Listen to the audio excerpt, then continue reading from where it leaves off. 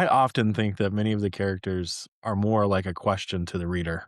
You know, well, what kind of person are you going to be? I actually think this way about the end of Second Kings, where the king is in captivity in Babylon and has his food all the rest of his days, and it's like, is there hope here or not? And Mhm. what's going to happen? So I think so much of the Old Testament, in many ways, is a question to the reader.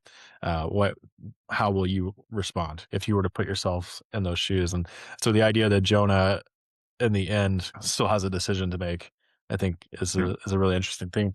Which may segue into the last question I wanted to pose to you would be, as Christians reading this from a canonical perspective, how should we hear the book of Jonah? What are some lessons that we should take away? So let me just go on record saying it's a good question because we're assuming by asking it and answering it that this is not some episode that's locked in the past. It's of at best humorous value, though it is humorous. Yeah. But if it's in a much larger canonical framework, if it's in a history of redemption, if you want to use those terms, or what God is doing in this world, and Jonah, despite his non-compliance, is nonetheless a figure in it that sheds light indirectly, I suppose, on what God is doing. The a phrase that I developed thinking of how we should respond to this book.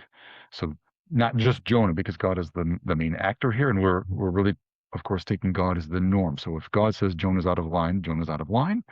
If God says this is who I am, we should say, well, okay, that's God is being perfect and gracious and wonderful and all these other things. That's how I want to be. So where do I place myself on that spectrum? In Jonah's case, the phrase I thought of was something like idolatry by theology, or as I'm doing Mm, theology, I'm going to make an idol mm, in my theological work. If I'm mm, a prophet here, you can do it anyway as a believer. It doesn't need to be in some formal role.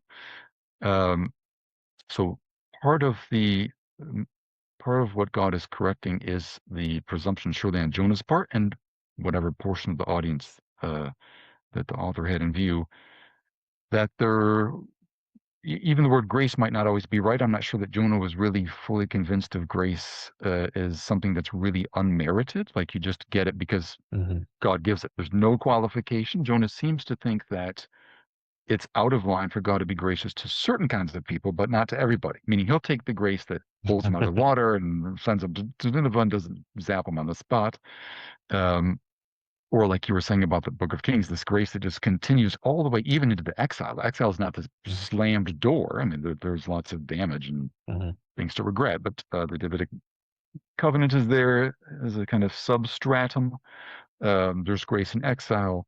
Um, so grace has come to his audience and to Jonah in various ways, but Jonah the prophet, at least, wants to deny it to others. So mhm, what we're dealing with here is really what's the nature of grace? When Yahweh says he's free to be gracious to anybody, do we really allow him to do that? I think is mm, our so, but mm, Jonah seems to have his own standards for suitable recipients of grace and not suitable recipients of grace. He's in the first category.